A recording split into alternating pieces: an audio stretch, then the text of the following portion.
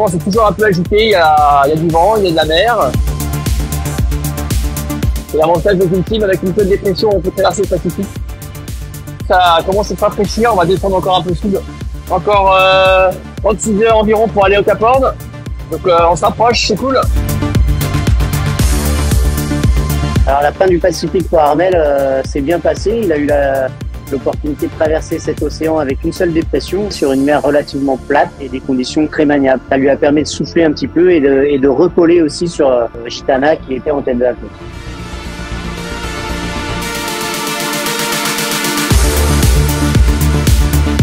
Ça n'a pas été tout repos, mais on a réussi.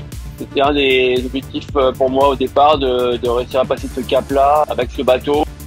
Ça fait du bien de retrouver un peu la civilisation. Malheureusement, il fait nuit, donc on peut pas trop admirer le paysage. Donc il fait froid, c'est humide. Alors, on va commencer la grande remontée vers le nord. D'abord, il va y avoir un premier passage un peu compliqué là pendant 2-3 jours avec du mauvais temps, une grosse dépression là, qui va venir du Portant-Fort, donc va falloir gérer ça. Et une fois qu'on aura passé ce moment-là, on pourra de nouveau profiter un peu des conditions plus simples.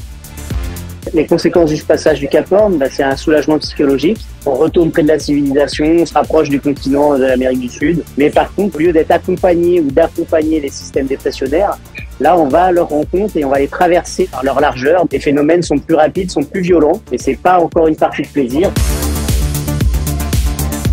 Après le Cap Horn, ça n'a pas été de tout repos. On a eu jusqu'à 50 minutes de vent. C'était pas drôle, c'était dur.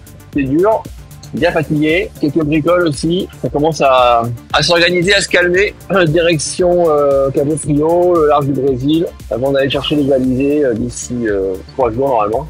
Les conditions météorologiques ont été très musclées. Armel a été balayé par une dépression. Ça a sollicité le bateau.